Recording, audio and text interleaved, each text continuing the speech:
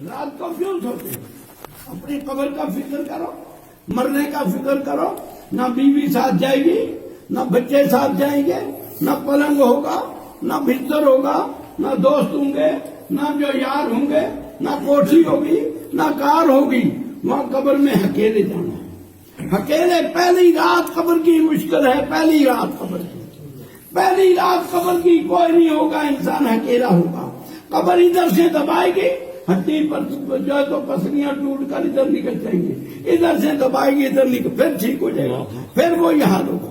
حضور نے فرمایا قبر و بیت الدیدان، فرمایا قبر جو ہے یہ کیڑے مکوڑوں کا گھر ہے، یہ بچھوں کا گھر ہے. قبر جو ہے یہ سانپوں کا گھر ہے، اژدہوں کا گھر ہے. فرمایا مرنے کے بعد جو ہے یا تو اپنے لیے پھولوں کا گھر بنا لو، یا جو ہے تو کیڑے مکوڑوں کا گھر بنا لو، یا سانپوں اور بچھوں کا گھر بنا لو. ایک بچھو کے بارے میں حدیث میں آتا ہے کہ وہ بچھو جو انسان کو کاٹے گا یا پیشانی کو، بے نمازی کی پیشانی کو کاٹے گا، اس کی زبان کو کاٹے گا، جو چغلی کرتا ہے، جھوٹ بولتا ہے، اس کا چیخ انسان کی اتنی نکلے گی، اگر وہ چیخ دنیا میں کوئی سن لے تو دنیا میں کوئی زندہ نہ رہے. اور وہ اتنا زہریلا بچھو ہے، اگر اس کا سانس باہر نکل جائے دنیا کی سب چیزیں مر جائیں، سب گھاس پودے ختم ہو جائیں. یہ ایسے ایسے بچھو انسان پر مسلط ہوں گے، پاؤں کی طرف سے، سر کی طرف سے. میرے بھائیوں اور دوستوں، اللہ کے نبی صلی اللہ علیہ وسلم نے فرمایا کہ جن کو ہم نے قرآن دیا تھا، اللہ کہتا ہے جن کو ہم نے حدیث قدسی ہے، جن کو ہم نے قرآن دیا تھا اور وہ راتوں کو قرآن نہیں پڑھتے تھے، آج ان کو عذاب قبر ہو رہا ہے. آج قبر کی اندھیری ان کو جو ہے دبا رہی ہے، قبر کے عذاب ان کو لگ رہے ہیں. کیوں اللہ عذاب قبر کا ہو رہا ہے؟ کہ اللہ نے ان کو نعمت دی تھی، رات کو قرآن پڑھتے ہیں. قرآن رات کا پڑھنا، دن میں قرآن تو پڑھتا ہے کوئی، لیکن رات کا قرآن پڑھنا، رات کا ایک حصہ قرآن کے لیے رکھنا. اللہ نے خود اپنے حبیب محمد صلی اللہ علیہ وسلم کو، اپنے حبیب کو اللہ نے فرمایا قم اللیل، اے میرے حبیب ساری رات بیدار رہو، ساری رات بیدار رہو. آپ غار ہرا میں رہتے تھے، غار ہرا میں رہتے تھے. فرمایا پھر اس کے بعد فرمایا اب ان قسمن ہو قلیلہ، کچھ حصہ کم کر دو آرام کے لیے، باقی رات پھر بھی جاگو.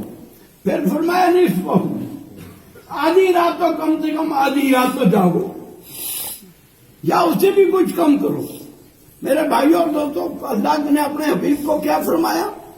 اے میرے حبیب صلی اللہ علیہ وسلم، آپ کو میں نے جو ہے دو چیزیں دی ہیں. ایک رات کا تنہائی دی ہے، اس وقت بیوی سے، بچوں سے، گھر سے، اپنے جتنے بھی وہ ہیں سب سے الگ ہو کر. یہ حضور کو نہیں، ہمیں حکم ہے.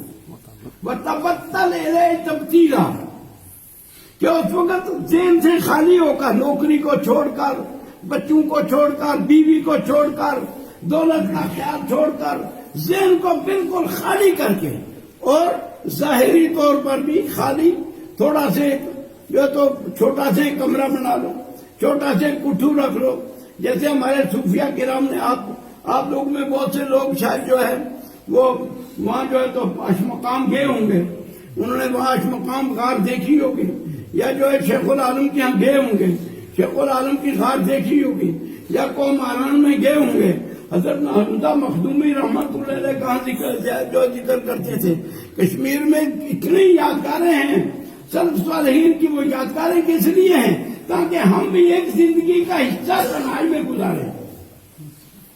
غاروں میں نہیں جا سکتے، ٹھیک ہے، لیکن گھروں میں کم سے کم ایک جگہ تھوڑی سی مخصوص رہے کہ تنہائی میں اس جگہ میں بیٹھ کر اللہ ادا کیا جائے، تنہائی میں بیٹھ کر اللہ کو یاد کیا جائے، تنہائی میں جو ہے تو ذکر کیا جائے، تنہائی میں تلاوت قرآن کی جائے، تنہائی میں درود شریف پڑھا جائے. میرے بھائیوں اور دوستوں، بہت مشکل منزل آنے والی ہے. اللہ تعالیٰ نے اسی لیے اپنے حبیب کو فرمایا فتبتل الیہ تبتیلا۔ اے میرے حبیب صلی اللہ علیہ وسلم، آپ کی زندگی تو سارا دین ہی ہے، آپ جو کچھ کہتے ہیں سب دین ہی کہتے ہیں، سب عبادت ہی ہے، لیکن اس میں سے بھی میرے ساتھ سب جب سرگوشی کرنی ہے تو بالکل تنہا ہو، مجھے جب یاد کرنا ہے ایک دن ایسا ضرور نکال کہ جو بالکل ہی منقطع ہو کر دنیا سے میری طرف متوجہ ہو جاتا، تجافی جنوبہم عن المضاجع یدعون ربہم خوفا وطمعا۔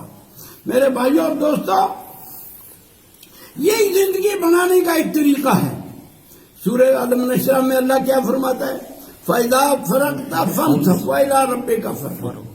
یہاں تو حضور کی ساری زندگی کیا تھی؟ عبادت ہی تھی۔ آپ کی ساری زندگی کیا تھی؟ آپ کا کوئی دنیا کا کام تو نہیں، آپ سارے کا سارا دین تھا۔ لیکن پھر بھی اللہ تعالیٰ فرماتے ہیں اے میرے نبی پاک، ان دین کے کاموں سے بھی فارغ ہو کر، الگ اکیلے ہو کر، جماعت کی نمازوں سے فارغ ہو کر ہمارے لیے اکیلے نماز کا ٹائم نہ تھا۔ فَإِذَا فَرَغْتَ فَانْصَبْ، ہمارے سامنے کھڑے ہو جاؤ، وَإِلَىٰ رَبِّكَ فَارْغَب، اور اپنے رب کے پاس بالکل تنہائی میں ہو کر رغبت کرو اور اللہ کی طرف توجہ کرو۔ اس توجہ کی بہت بڑی قیمت ہے میرے بھائیوں۔ اگر آپ رات بستر پر لیٹتے ہیں، بستر پر لیٹتے ہوئے آپ تھوڑا سے دن کے حالات کو سوچ لیں کیا کیا ہے، اور اس وقت اللہ تبارک و تعالیٰ کی طرف توجہ کر لیں۔ بے شک آپ کے پاس کوئی سویا رہے، وہ اپنے کام میں رہے، آپ کا ذہن اور دماغ جو ہے، آج عام لوگ بے خوابی کی بات بتاتے ہیں، مرد بھی عورت بھی، اجی ہمیں رات نیند نہیں آتی، بے خوابی ہوتی ہے۔ یہ سب کچھ اس لیے ہوتا ہے کہ ہم سوتے وقت جو ہے اپنے روح کو اللہ کی طرف متوجہ نہیں کرتے، اپنے ذہن کو اللہ کی طرف متوجہ نہیں کرتے، اپنے توجہ کو اللہ کی طرف متوجہ نہیں کرتے، اپنے آپ کو اللہ کی طرف متوجہ نہیں کرتے، تاکہ جب ہم اس طرف متوجہ ہو جائیں گے اللہ تعالیٰ قید کر لے گا ہمارے روح کو، اللہ کی نور آ جائے گا، اللہ کی طرف سے روشنی آ جائے گی، اور ہمیں جو ہے بدخوابی نہیں آئے گی، ہمیں پریشانی نہیں ہوگی، سکون کی نیند آ جائے گی، آرام کی نیند آ جائے گی۔ آج دنیا میں کوئی کہتے ہیں ڈپریشن ہو گیا، کوئی میں کہتا ہوں ہو ہی نہیں سکتا، مومن کو نہیں ہو سکتا، کافر کو ہو سکتا ہے۔ مومن کو کس چیز کا ڈپریشن ہے؟ مومن کو کس چیز کی پریشانی ہے؟ مومن کو پریشانی ایک ہی ہے کہ اللہ راضی ہے یا ناراض ہے۔ مومن کو کیا پریشانی ہے؟ میرے نبی پاک راضی ہے یا ناراض ہے مجھ سے؟ مومن کو کیا پریشانی ہے؟ مومن کو یہی ہے کہ میں نے نماز پڑھی ہے یا نہیں پڑھی۔ مومن کو کیا ہے؟ مومن کو قرآن ہے، قرآن پڑھنا، قرآن سے بڑھ کر اور دولت ہی کیا ہے؟ قرآن پڑھے، رات کو جو قرآن پڑھے اس کو کہاں ڈپریشن ہوتی ہے؟ اس کو یہ بلائیں کہاں سے آئیں؟ یہ اس لیے سب کو چاہتا ہے کہ ہم دنیا کو سوچتے ہیں، ہمیں نہ حکومتوں کو سوچنا ہے، نہ دنیا کے حالات کو سوچنا ہے، ہمیں تو اپنے جو ہے طاقت کے ساتھ، روحانی طاقت کے ساتھ دنیا کو ٹھکرا دینا ہے، روحانی طاقت کے ساتھ دنیا کو پلٹ کر رکھ دینا ہے۔ وہ کیا بات تھی؟ وہ کون سے کلمہ تھا کہ جس کلمے کی طاقت سے خواجہ اجمیری رحمت اللہ علیہ نے لاکھوں انسانوں کے دل کو پلٹ کر رکھ دیا۔ وہ کلمہ ہمیں بھی پڑھنے کی کوشش کرنی چاہیے۔ وہ ہمارے اسلاف نے جو کلمہ پڑھا تھا، وہ کلمہ ہم سے اب کیوں چھوٹ گیا ہے؟ اس کلمے کے اندر جان کیوں نہیں ہے؟ اس کلمے کو ہم زبانی پڑھتے ہیں، اس کلمے کو ہم اندر کی کوٹھڑیوں میں نہیں اتارتے ہیں، اس کلمے کو اللہ کے ساتھ جوڑ نہیں پیدا ہوتا ہے۔ جب تک اس کلمے کو ہم حلق سے نیچے نہیں اتاریں گے، اللہ کے ساتھ اس کا جوڑ نہیں بیٹھے گا، اللہ کی طرف سے جو فیضان نہیں آئے گا، اللہ کی طرف سے انوار اور برکات نہیں آئیں گی، نبی پاک سے کا فیض نہیں آئے گا۔ اس لیے جو ہے ہم پریشان تو رہیں گے، پریشانیاں رہیں گی، بیوی کی پریشانی، بچوں کی پریشانی، ملک کی پریشانی، حالات کی پریشانی، حکومتوں کی پریشانی۔ ایمان والوں کو کوئی پریشانی نہیں ہے۔ ایمان والے کو کیا پریشانی ہے؟ ایمان والے کو طاقت ہے ایمان کی، ایمان کی اتنی طاقت ہے کہ ایک آدمی کروڑوں انسانوں کفر کی करोड़ों जो गुरु को कुफर के करोड़ों जो है तो तूफानों को वो एक पांव की ठोकर से उड़ा कर रख देता है। क्या हजरत इब्राहिम ने नहीं उड़ाया? नमरूद की ताकत को नहीं उड़ा दिया? कितनी फौज थी हजरत इब्राहिम के साथ। मेरे भाइयों, हमारे पास रूहानी ताकत नहीं है। हमने अपने रूह को मुर्दा कर रखा है, हमने अपनी आत्मा को मार रखा है, हमने अपने आप को बेदार नहीं किया है, हमने अपने ईमान को मजबूत नहीं किया है, हमने ईमान को हलावत से खाली किया है।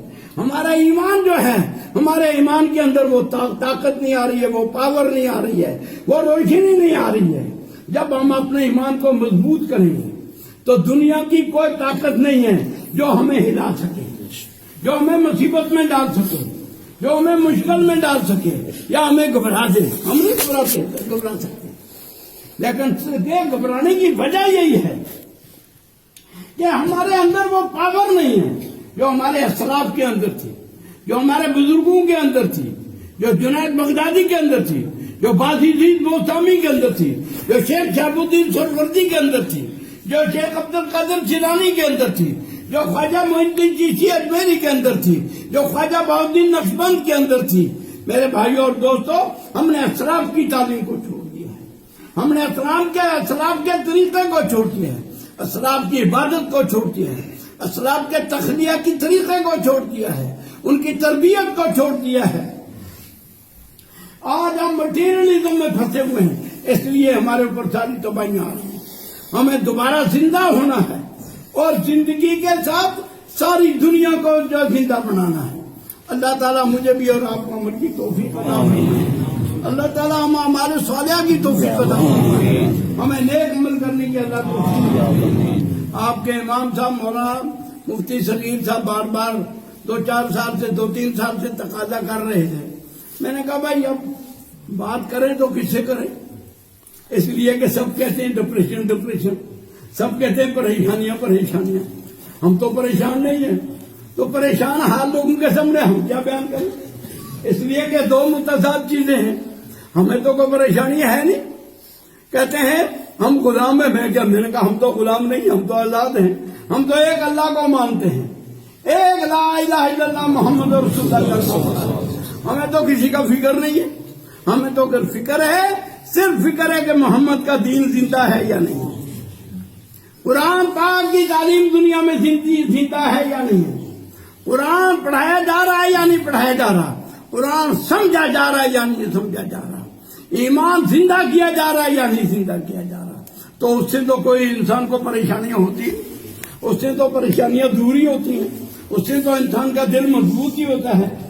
तो हमारे मुफ्ती साहब ने बार बार तकाजा किया। मैंने कहा चलो भाई, कहा कुछ और लोग भी आना चाहते हैं।